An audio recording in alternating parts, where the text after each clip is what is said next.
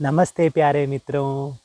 ओशो द्वारा बोली गई कहानियों की इस श्रृंखला में आप सभी मित्रों का स्वागत है। ये जो कहानियाँ मैं आपको बताने जा रहा हूँ, ये कोई परियों की कहानियाँ नहीं हैं, ना कोई ये कहानियाँ गुड्डा गुड्डी की कहानी है। ये कहानी है आपकी और मेरी ज़िंदगी से। ये कहानी है हमारे उत्थान के लिए, हमारी जागृति के लिए। तो इन कहानियों को सुने, ना केवल सुने, इन कहानियों को समझें और इन कहानियों को अपने जीवन में, अपनी लाइफ के हर एक सिचुएशन में अप्लाई करने की कोशिश कीजिए।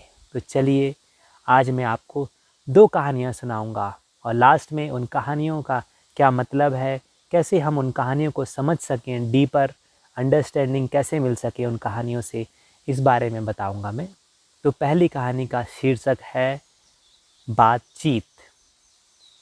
तो मुल्ला नसरुद्दीन की कहानी है ये। मुल्ला नसरुद्दीन एक बार जंगल में, बहुत घने जंगल में जा रहा होता है। जैसे जंगल आसपास दिख रहा है आपको, पूरा ग्रीन हरा भरा जंगल। मुल्ला नसरुद्दीन जा रहा होता है।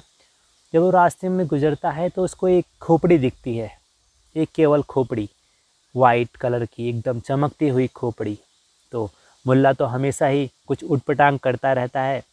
तो वो खोपड़ी के पास जाता है, खोपड़ी से पूछता है कि ओ खोपड़ी, तुम किस वजह से यहाँ पर आई, इस जंगल में, इस सुनसान जंगल में तुम किस वजह से आई। और खोपड़ी तो खोपड़ी थी, वो अचानक बोल पड़ी। वो बोलती है कि मैं बातचीत के कारण यहाँ पर आई। जब मुल्ला ने ये सुना कि खोपड़ी बोली तो उसको बड़ा ही आश्चर्य हुआ। तो वो दौड़ता दौड़ता उस राज्य के जो राजा थे वहाँ पर गया। उसने राजा को बोला कि मैं जंगल से गुजर रहा था और मैंने एक खोपड़ी देखी, एक बहुत ही सुंदर खोपड़ी, और वो खोपड़ी मुझसे बोली। जब राजा ने यह सुना तो उसको भी बहुत ही आश्चर्य हुआ। तो राजा और मुल्ला और राजा के सभी जो उसके दरबारी थे, सैनिक थे, वो सब मुल्ला के पीछे पीछे दौड़ते हुए उस जगह पर पहुंच गए जहाँ पर वो खोपड़ी पड़ी हुई थी। मुल्ला ने फिर उस खोपड़ी से पूछा कि तुम किस वजह से यहाँ पर आई। खोपड़ी कुछ बोली नहीं, खोपड़ी एकदम मौन रही। फिर राजा ने पूछा उस खोपड़ी से सेम, और सैनिकों ने पूछा और दरबारियों ने पूछा, सब ने पूछा खोपड़ी से, पर खोपड़ी ने कोई रिप्लाई नहीं किया, कोई उत्तर नहीं दिया। तब राजा की समझ में आया कि इस मुल्ला ने मुझको बेवकूफ़ बनाया है। तो राजा को बहुत ज़्यादा गुस्सा आया। वो बोला कि तुम मुझे हमेशा ही बेवकूफ़ बनाते हो, तरह की बातें में फंसाते हो, आज मैं तुम्हारी एक नहीं सुनूंगा। और उसने अपने सैनिकों से बोला, राजा ने, कि इस मुल्ला की गर्दन कटवा दी जाए, और इस गर्दन को, जो कटी हुई गर्दन है, सिर को यहीं पर इस खोपड़ी के पास रख दिया जाए, ताकि चींटियाँ, चींटे, जो भी जानवर हैं इस सिर को खा सकें। मुल्ला की गर्दन कटवा दी गई, मुल्ला की गर्दन वहीं फेंक दी गई। राजा वापस लौट गया अपने सारे दरबारियों के साथ। मुल्ला की खोपड़ी वहीं पड़ी है। सब लोग चले गए तो वो खोपड़ी जो पहले वाली थी वो फिर बोली कि मुल्ला, तुम किस वजह से यहाँ पर आए। तो मुल्ला की खोपड़ी बोलती है कि मैं बातचीत के कारण यहाँ पर आया, अगर मैं बात नहीं करता तो मेरी हालत कभी ऐसी नहीं होती। तो मुल्ला को ये समझ में आया क्या उस खोपड़ी का बताने का क्या उद्देश्य था। तो ये कहानी, इसी कहानी से रिलेटेड एक और कहानी है। उस कहानी का नाम है मौन। एक राजा था, उसको बहुत साल हो गए पर उसको कोई बच्चा नहीं हुआ। कई साल के बाद, लगभग 10 साल के बाद उसको एक बच्चा हुआ, बहुत ही सुंदर बच्चा, राजकुमार। वो बच्चा 2 साल का हुआ, 3 साल का हुआ, 4 साल का हो गया, पर उसने अभी तक कभी बोला ही नहीं। आज तक उसके मुंह से एक भी शब्द नहीं निकला। राजा बड़ा परेशान हुआ कि इतने साल के बाद मुझको एक इतना सुंदर राजकुमार हुआ है और इसने बोला नहीं। तो वो हमेशा चिंता में लगा रहता, हमेशा दुखी रहता। उसने सभी जो उस समय के डॉक्टर्स थे, जितने भी आसपास के महान बड़े बड़े डॉक्टर्स थे, उन सबको दिखा दिया, पर किसी ने उस बच्चे को ठीक नहीं कर पाए। उस बच्चे में कोई जो प्रॉब्लम थी वो पता नहीं कर पाए कि क्यों ये बच्चा बोल नहीं रहा है। तो एक समय की बात थी, वो बच्चा चुपचाप बैठा होता है अपने जो गार्डन, जो उपवन होता है उसमें बैठा होता है। ऊपर उस बच्चे के ऊपर पेड़ जो होता है उसमें एक कौवा बैठा होता है और कौवा बड़ी तेज़ से चिल्ला रहा होता है, कहाँ है कहाँ है कहाँ है। तो राजा का एक वज़ीर होता है, वो सुनता है कि कौवा चिल्ला रहा है ऊपर और हमारे राजकुमार नीचे बैठे हुए हैं। तो वो जो वज़ीर होता है उसको लगता है कि राजकुमार डिस्टर्ब हो रहे हैं, इससे कि उनको परेशानी हो रही है, कौवा चिल्ला रहा है। तो वो क्या करता है, वो अपना धनुष निकालता है और धनुष से बाण से उस कौवे को मार देता है। कौवा गिरता है बच्चे के एकदम सामने नीचे। ये देखकर बच्चा उठता है, जो राजकुमार उठता है, वो उसको बोलता है कि तुम क्यों बोले, तुम अगर बोलते नहीं तो तुम्हारी ये दशा नहीं होती। ये सुनते ही जो वज़ीर था वो एकदम खुश हो जाता है और दौड़ते हुए राजा के पास जाता है, बोलता है राजा को, महाराज महाराज आज राजकुमार बोले। राजा भी आश्चर्यचकित, वो कहता है क्या बात है, राजकुमार बोले, क्या तुम झूठ नहीं तो नहीं बोल रहे हो। वो बोलता है नहीं नहीं। वो सारी जो घटना थी उसको सुनाता है राजा को। राजा बड़ा प्रसन्न होता है, उसको बहुत सारे आभूषण देता है दान में। और राजा अब उसके पास जाता है, बच्चे के पास, और देखता है उसको, पर बच्चा फिर मौन। वज़ीर पूछता है उसको, बच्चे को, कि बच्चे और राजकुमार बताइए, कृपया बताइए कि आप बोले, कि आप बोल सकते हैं, बताइए, राजा जी को बताइए, अपने पिताश्री को बताइए। पर वो बच्चा फिर मौन में चले जाता है, फिर कुछ नहीं बोलता है। ये देखते ही राजा बड़ा क्रोधित होता है। वो बोलता है कि मैं पहले ही इतना दुखी था और तुमने मुझको और दुखी कर दिया कि राजकुमार बोले, और वो तो बोले ही नहीं और तुमने ऐसे ही अफवाह उड़ा दी और मुझको भ्रमित किया, तो मैं तुमको सजाए मौत देता हूँ। ये सुनकर जो वज़ीर था बहुत घबरा गया।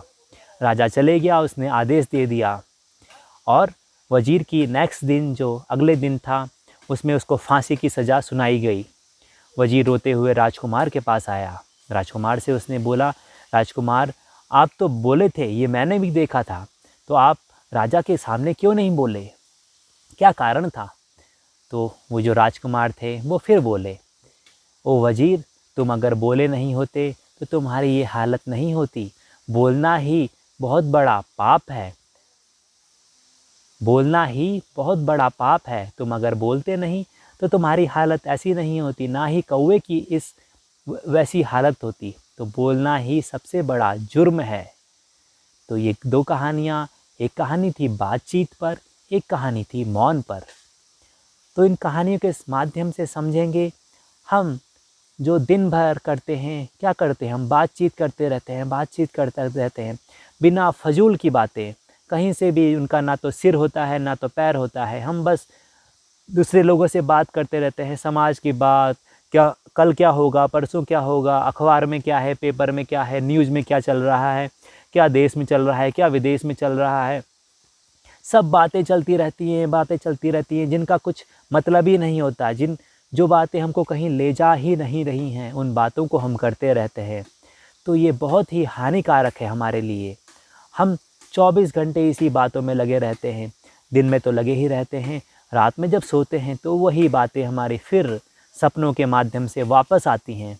तो हमारे 24 घंटे इसी बात में, जो मेंटल कन्वर्सेशन है, उसी में लगा रहता है। हम कभी मौन, कभी चुपचाप बैठ ही नहीं पाते। और जब भी कभी हम ध्यान करते हैं, कभी हम अकेले होते हैं, तो हम अकेले रह ही नहीं पाते। हमको हमेशा कुछ ना कुछ चाहिए, कुछ मोबाइल चाहिए, कुछ लैपटॉप चाहिए, कुछ ना कुछ चाहिए, कुछ लोग चाहिए। हम अकेले रह ही नहीं पाते, क्योंकि हमने कभी सीखा ही नहीं मौन रहना, अकेले में रहना, अपने से अपने साथ रहना। तो इन बातचीत को, जो फजूल की बातें हैं, जो बेमतलब की बातें हैं, उनको बंद कीजिए। ज़रा अपनी ज़िंदगी पर गौर डालिए कि आप क्या बोल रहे हैं, कि क्या ये बोलना ठीक है या नहीं है। जो हम बोल रहे हैं दूसरे से, क्या इसका कोई मतलब है, क्या इसका कुछ कुछ होगा इस जो बोल रहे हैं हम इससे, या बस हमारे मुंह से निकल रहा है जिब्रिश की तरह, बस निकल रहा है। हम बोलने की आदत है और बस बोल रहे हैं, कोई मतलब नहीं है उसका। वो चीज़ें हमको कहीं ले जाएंगी नहीं, हमारी कहीं ग्रोथ नहीं होगी इन चीज़ों से। हम जहाँ पर थे उससे और बदतर हालत में इस दुनिया से विदा होंगे। इस दुनिया में, इस संसार में हम आए हैं कुछ करने के लिए, कुछ प्रोग्रेस करने के लिए। इस अस्तित्व ने हमको यहाँ पर भेजा है कि हम कुछ इस अस्तित्व को दे सकें, कुछ अपने को दे सकें, कुछ कर सकें, कुछ इस धरती को कुछ दे सकें। तो ये जब तक नहीं होगा जब तक हम अपनी फ़जूल की बातों को बंद नहीं करेंगे।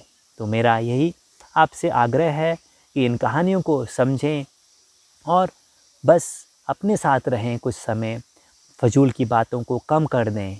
ये सब नॉनसेंस टॉकिंग है, इससे कुछ फ़ायदा नहीं होगा।